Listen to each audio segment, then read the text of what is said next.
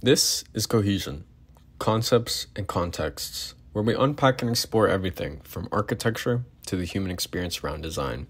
I'm Matthew Goldstein. In today's episode, we revisit the origin story of the multi-disciplinary designer Malek Alqadi, joined in conversation with the human design field expert John Buffini. Thanks, Matthew. Appreciate it. Hello, everyone. My name is John Buffini. I have been 20 years immersed in the human design experience.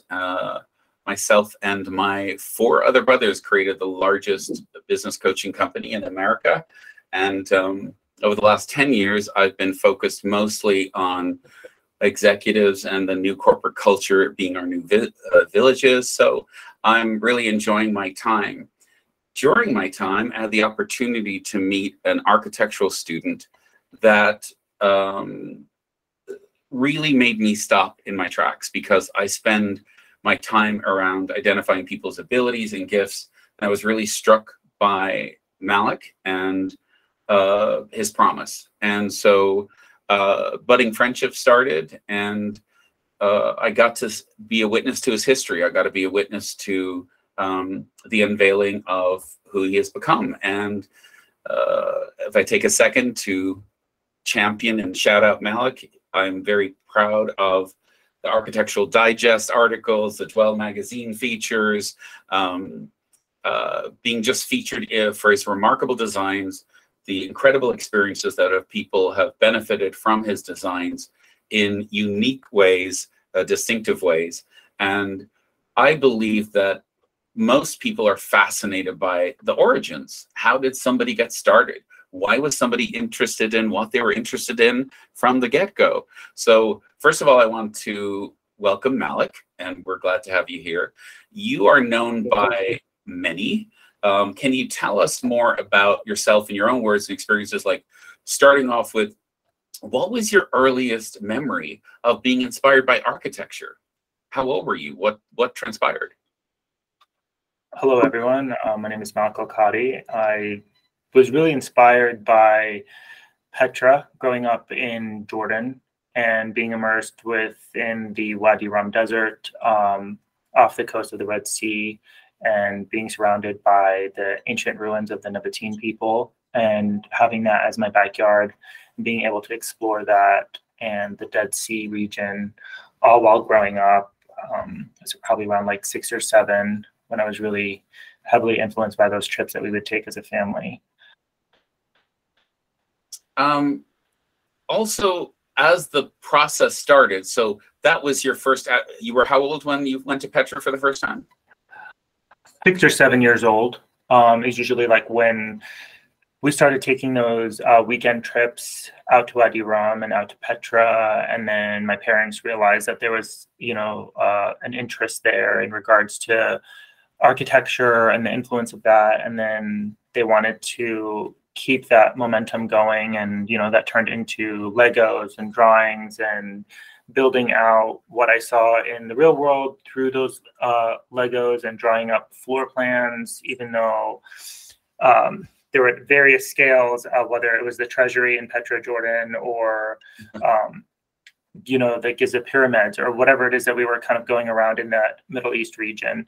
And there were so many ancient ruins to be able to explore, from El Ula to, up to Syria. We did a lot of those driving trips, and being able to take those and get influenced by that, and then take that back home and implement that through my Lego blocks in my own room, and being able to build and creatively think for hours about how that would work. So it was all kind of intertwined. Because you really are a citizen of the world, because growing up in Jordan and being influenced in such an ancient way, and then being transported to Florida, where you're suddenly, in elementary school.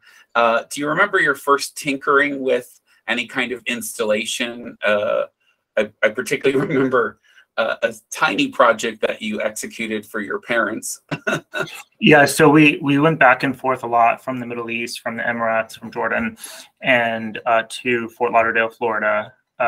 And so I grew up in between both of those places. So I became, Arabic as my first language, and then learned English. And from there, really still had the knack for architecture and design. Didn't really know what that meant or what it was as a profession, but I just really had an interest for building things. And I remember we had like this really big circular driveway, and I really wanted to help my mom with the landscape. She liked to plant and do all of these things, and I was so triggered to build a dual-sided water feature that was a small ecosystem where it could become this watering hole concept for the random ducks. If you live in Florida and you're from South Florida, you know that there's like literally ducks floating everywhere. People are always walking their dogs, and it's just this really cool idea that I thought that this could be like this really nice node for animals, for birds. And just as a word picture, you want to tell us how big and heavy this installation was? Yeah, I mean, this was a pretty massive 45-foot long, 20-foot wide, dual-sided waterfall. It was like 4 feet high. It was undulating, all these like undulating rocks and stones that my dad and I went and got from an excavating site nearby from a development. It was all very much kind of like mom and pop put it together. I remember vividly around 4th of July weekend, we were building this, and it actually took 2 weeks, what we thought would take a few days, because it was around 3 palm trees. So it was a big endeavor to take on, had to figure out the elevation changes, had to figure out where the motors were going to go to be concealed. So there's all of this kind of moving parts, because we weren't using like chlorine or anything. So we really had to understand the water biology and just like the overall pH levels to make sure that everything was functioning like an ecosystem, and what we could do to help influence that growth from landscape to animals to overall health of this kind of organism that I looked at as a 14-year-old. And several tons of raw materials. Yeah. See that your parents believed in you, and as they should, because you ended up a really cool school out on the Pacific coast.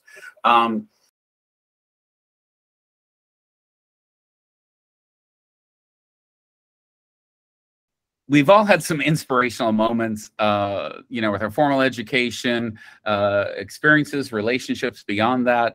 I remember a pivotal moment for me early on in my career is we had Neil Armstrong come as a guest, and I'm like, our whole family sitting with him going, this is the first person to walk on another surface of the universe. And so I know personally that you've had some experiences, but I'd love you to expound on some of the people you've been inspired on, in college, after college, these incredible thought leaders that you've had to interact with and collaborate with. Yeah, I think for me, just starting out right at the gates, it was something that, relating to someone like Zaha Hadid, being from the Middle East herself, and then growing into the architectural profession globally, and really kind of finding a niche that worked for her. And so that was really inspirational from that aspect. And then expanding my, palette and plethora of architects that I looked up to as I got into architecture school, with people like Frank Lloyd Wright, Peter Zumthor, and Rick Joy, Dillard Scafidio, and Renfro, and really kind of diving in deeper into their works and the various scales and typologies that they've worked on, and how each tackled their own field and the scales that they focused on, and how they did it really well. So that was really interesting for me. Well, you've dropped some pretty impressive names there. Thinking of Illuminated Crater, for example. What I found interesting was you had a particular full circle moment with one of these designers from college to your professional life. Can you want to expound on that? Yeah, we had a lot of, in architectural school, you had a lot of juries, you have a lot of lectures, and you try to be as involved as possible and be mentored by and influenced by these architects that come alongside you. And Bjarke Ingels at the time was coming out with Yes' More book, and I remember going to that lecture and getting that book, and it was, with my fellow classmates and listening in on narrating this like storyline on their projects, and taking what he was good at with his narrating and storytelling through comics. And I really enjoyed that lecture. And then 10 years later, I'm now in a book alongside him that came out earlier this year, which is, was really exciting to be published in the same, on the same pages alongside him and be featured in the same project typology. Yeah, I think his book was Yes and More, I think was his book that he signed because he made a personal note to you, and fast forward, you have the Yes and More, and then you're in the book. What's the book called that you're both in? Yeah, it's called Cabin Fever. It was like exploring these like enchanting cabins, hideaways, and off the grid spaces and places all over the world. And one of my projects was alongside his. So it's a really great coffee table book, and it's filled with really talented works by architects and designers from all over the world. Now, a lot of people, I've talked to tens of thousands of people over the years, a lot of people, go to college and they hope their degree will represent them, and they kind of leave it out there floating in cyberspace, as it were. What I found impressive about you was that not only did you leave college, when you left college, that you left college with a strategy for yourself, how you were going to position yourself to work on projects and collaborate with people. Could you expound on that a little bit? Like right after college, a lot of people are looking for a job interview. What were you looking for? I was looking for something very specific in the sense that I wanted to be a well-versed designer and understand all aspects of the architectural field. And I knew that by going and doing all of these interviews during internship summers, when I had the chance to, and kind of getting understanding for various scales and studios, I really gravitated more towards the smaller scale studios because of all of the various tasks that you would be doing in a day and being exposed to as many facets of a project as possible. And so I knew that, as impressionable as I was at the time, it was really important for me to work with a smaller studio that was dynamic and that encouraged my design work and really propelled me to explore and push myself in all facets of the architectural field at all various phases. That way I could develop those skill sets to become a well-rounded designer. Because I think it's one thing. Well-roundedness was you wanting to surround yourself with not only a design studio, but also to surround yourself with masterful people or excellent people in their field. Tell me about that. Well, I think I had hints of this while I was in school, becoming somebody that can design something and explain myself through whether it's drawings or renderings, but then be able to realize those things. Because it's one thing to render something over and over again and create beautiful imagery, which I highly applaud the people that can do that. And I think it's a wonderful aspect of storytelling and narrating a concept through schematic design. But I do think it's really important to also be able to network and surround yourself with craftsmen that can help bring your vision to life and be able to explain yourself through whether it's drawing, conversation, detailing, overall general coordination and follow-up to be able to bring your vision to life and figure out how to compromise and negotiate with a lot of real life challenges from bringing something from a rendering to a real life space. I think that was such an important aspect for me to and just to add a wrinkle onto this is not only in LA, a major metropolis, but you're having to be a creative person for leading creators in LA that are influencing the world. Can you tell us specifically about that? Yeah, I mean, it was really interesting being a creative creator, creating spaces for people that were creating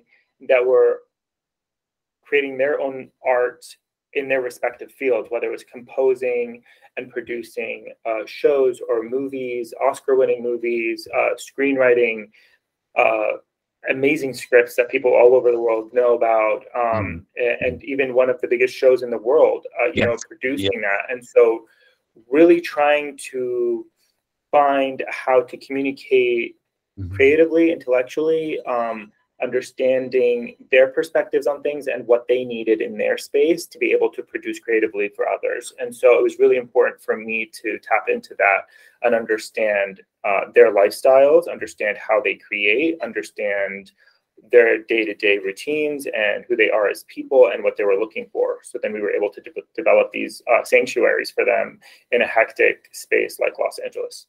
You're kind of minimizing developing a few sanctuaries. You got involved in some incredible projects with these creators. What was it like, your first solo project, jumping into, these mega budgets and ultra immersive experiences? Can you tell us a little bit about, working for these people? Yeah, I think one of these bigger ground up projects was the largest project I brought into our design studio at the time. And it was with a really talented client who worked on amazing movies like Star Trek and X-Men and Bohemian Rhapsody and all of these phenomenal films and shows that had major cultural influence globally. And I submitted my work, my design work, to the client. He was very transparent about reaching out to multiple design studios around Los Angeles. And I just really believed in the site and the project and what he wanted to do. And I really figured out a way to create a very schematic design that had really brilliant floor plan layout, things that were multi-use spaces, and just pushing the envelope forward on what you could do in a traditional flat lot in West Hollywood, California, and be able to achieve that. And I think he was really stoked by that. And then, we ended up working together, and I then began designing that home for him and developing that whole concept, from film editing movie room to a screening room to having personal space, a study, a sanctuary for him a sanctuary with being able to walk on these like floating bridges and walkways to bring nature inwards and at the same time have privacy. So there's a lot of these kind of things. We are going to count on this at further episodes. So I think that's enough of a teaser. But for me, it's fascinating to me that how intense of an experience it must be to be able to dive in, to like take the creative plunge with creators. What were some of your takeaways from these first chapters in your career? What was some things that you took away from this immersive experience that you were part of? The fact that I was in a studio that allowed me to grow. I think my principal at the time, Sonny, he was just such a wonderful mentor and a teacher, and really believed in what I was doing. And I felt like I had a safety net to be able to stretch myself and to grow within the design process and push that envelope as much as I could, while I knew that I had a team having my back in regards to, the groundbreaking things that we were doing at the time. And I think it was really important to be able to do that, and then be able to collaborate with acoustic engineers, really complex mechanical systems, all of those moving parts seamlessly integrated within this like spine that went across this entire home. I think that was just like one aspect of it. And then being able to coordinate and, understand different personalities and mesh with different people and be able to develop that skill set, because that's really important. Well, one of the things I found impressive, because I specialize in human design, is that you were able to communicate with people in a reference that they were wanting to communicate with you about, and then you're able to simplify complicated structures and water against foundations and water installations and bamboo trees. Incredible modern technology seamlessly hidden inside of spaces and projects that you worked on all those years. Your first big multi-million-dollar, high-tech, modern project. I'd love for you to share with people, how old were you when you took on your first big project? I was about 23 years old when we started that project, and coming alongside clients and really growing that skill set and all those projects. Yeah, I was around 23. It's absolutely remarkable. I think I might be nervous if a 23-year-old valet was parking my car. I'm not sure. It is incredible. And obviously during your 20s, you spent a lot of time designing. But what I also find particularly interesting is the things you did additionally to flesh out holistically who you were as a person, as a creator, as a designer. Can you expound on that a little bit? I think it's really important to be a well-versed, versatile designer. I can't reiterate that enough. I think it's really important to have people skills, to be able to come alongside people, to not just be behind a computer screen, as important as that is. I think it's important to surround yourself with like-minded individuals, being able to network and really reach for people that think like you, that have the same vision and drive as you. I think it's really important to be able to collaborate and have those conversations, because that type of synergy and realizing those types of visions that you see for yourself and others is a really great way to be able to do that through collaboration. I think that to me is really important, being in a big metropolis like Los Angeles, and it could be a very niche pocket place. It's a big city, but it could also feel very alone. And I think being able to network with the right people, being able to do things outside of just work, like working out and taking weekend trips, which is such a wonderful thing in Southern California. And that's one of the nicest things here, is like the weather, first of all, and then being able to drive 2 hours in any direction and be in a completely different environment. And it triggered me a lot as growing up. We used to take all these smaller trips over the weekends to all of these places, and to be able to be up in the mountains, to be by the water, to be in the desert. I think those were all really important things, for sure. And I think it's interesting that you've worked now, you've created projects in all of those terrains, from sand to snow, from beach to mountains and high deserts. Now, I remember a particular experience that you had that really expanded your base as a designer, as a thought leader. You poured yourself into, of course you poured yourself into projects, but you had a particular experience that started you thinking in a amplified way. Can you expound on that? Yeah, I think when I was, creating for these Hollywood creators and getting inspired by them, appreciating the opportunities, and understanding the importance of their privacy, and really pouring myself into the process, but realizing that, these projects are going to be viewed by very few people, whether it's just the end user and their close friends and family, and realizing that it was only going to be seen by a limited audience.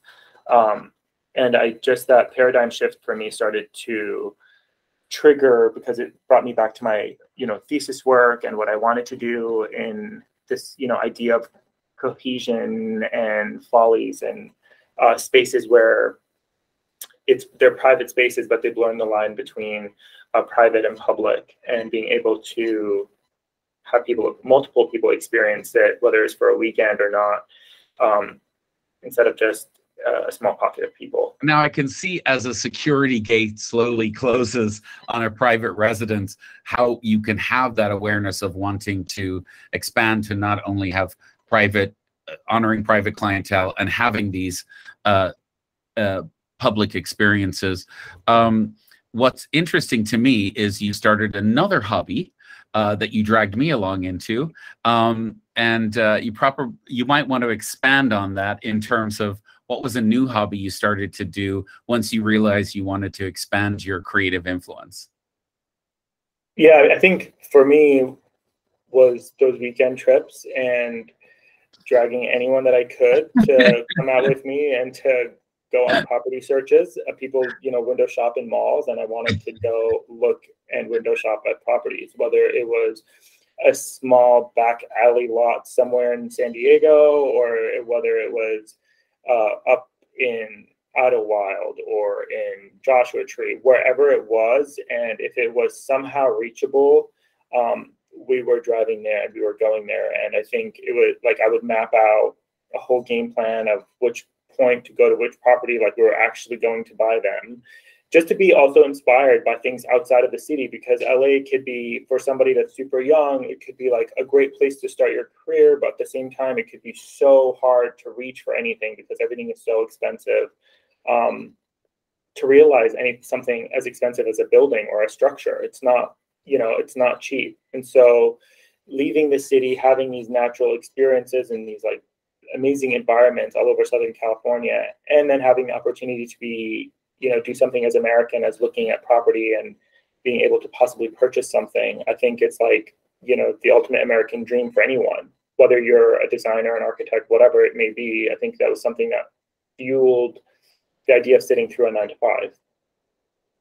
I think it's your way of saying you appreciated all your friends with off-roading Jeeps and Range Rovers.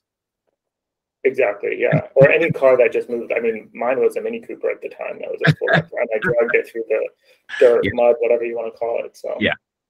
Well, you did it. Speaking of doing it, and we'll elaborate this on future episodes, but you have designed beautiful spaces for many people and created unique experiences. Can you expound on this? Again, we're going to do specific episodes for some incredible projects that you've created, but can you expound on this expansion of your thought about having people experience up close and personal your designs? Yeah, I think I always kept going back to my thesis work and what I did during my thesis work, and the thesis book that I wrote took a whole year traveling around the country to understand what my position in architecture was. And I was the youngest in my class at the time. I was, not the most versed in the sense that like I didn't have that much internship experience or didn't work in offices before. So I think for me, it was like trying to understand how to go back to my roots with my thesis and being able to work on the folly concept that I was developing at the time, and this idea of cohesion and integration of pragmatic and contextual relevancy, something we're diving into more and more in our studio, and kind of going back to our roots in regards to the importance of architectural space. I think it's interesting too that these off-grid designs of gray water systems, I physically witnessed places getting remembered for the wells that you dug, and then the water being repurposed and all the acreage getting green. And we have had quite a bit of wildlife return to the ecosystems that you've helped remember and honor. We can expound on the mountain lions and the lynx and the Joshua Tree tortoises that have come along as we've expounded into further episodes. One of the things, again, from a human design standpoint, is we all have individual experiences and perspectives that we bring to our work. What is something that you've brought to your work that is a keynote for who you are? I really love the idea of storytelling and narrating a storyline, curating environments through the constituents and the parameters that I set for myself in regards to designing a space, instead of it just being a traditional copy and paste home, whatever that may be. It doesn't have to be more expensive. It just has to be intentional. I think designing with intent and creating experiences through this idea of architecture as a medium for people to experience nature, and be able to circulate through spaces and different programs and move through space and feeling a certain way, whether it's conscious or subconscious, is really exciting for me, because that means I'm setting the footprint, and this you're going through the storyline that I'm creating through this idea of architecture and design, and I won't be there all the time when people are moving through the space, and being able to kind of get that feedback and how they react and respond to things in different moments as they move through the spaces is really, I think, a powerful element in setting the tone between just being in a shelter, which is a really important thing, but like also experiencing a shelter, experiencing this need of something that we, all inhabit for a lot of hours of our lifetime, and how they make you feel and what they do to you as a human being. I have been astonished with some of the ideas that emanate from you, but what I've noticed is you stick to your guns. What is it about your gut intuition that drives you? What is that true statement that you're wanting to expound on? I think it's important to, as cliche as it sounds, I think following your gut instinct in regards to making the right move, also making something I also tell myself in a more practical way is making informed decisions, understanding and what are the options, how have I researched each option, what is, if I do this, what will happen after that, and just focusing on the next right move, I think is really important, especially in something like architecture and building and construction. You have to be able to be, one of my professors always said, don't fall too in love with your concept. You have to be able to negotiate with it and develop it and allow for the process to happen. And I think that to me is a craft that people sometimes get too hung up on. And I think it's important to be able to negotiate with that and negotiate with yourself on how to problem solve through bringing something from a rendering to realizing an actual space that people move through. And sometimes creating and working through that process makes the outcome is something that might not necessarily be planned on paper. And it might trigger you in a different way. So I think that's really important as well. A full circle moment to this episode is I have witnessed countless people experiencing your designs for the first time. And I would imagine it's very, very close to everybody's inner child showing up at Petra, because they're so in awe of the experience and the stargazing suites and satellites going by and absolutely experiencing the pure bliss of what you create, which we're going to expound on in future episodes. And we're obviously just scratching the surface, but I just think it's important that people really listen to this for their takeaways, their journeys, what are their origin stories. And so 100%. Yeah, I think what's really exciting also is creating a dialogue of, what I call like icebreakers, and being able to educate people on different aspects of architecture and lifestyle living, whether it's off-grid living, sustainable is like this like green label thing, that's terminology that's used all over the place by corporate culture. But I think it's really more important to educate people on what off-grid living is like and what that means and how to be self-sustainable in your own world, because if you're staying at one of my spaces that I've designed and created, whether it be in a desert environment or a mountain environment or on a farm or wherever it may be, the goal is to always create a dialogue for you to then, what's your takeaway? Being able to be, hopefully, leave inspired, whether it's to continue writing your book or to create your own space or to be able to take on this idea of being more self-sustainable and more self-sufficient, in an environment where we need to do that for ourselves and our planet.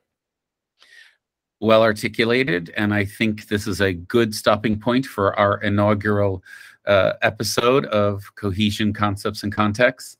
Thank you, Matt. Thank you, Malek, and we'll see you guys again soon.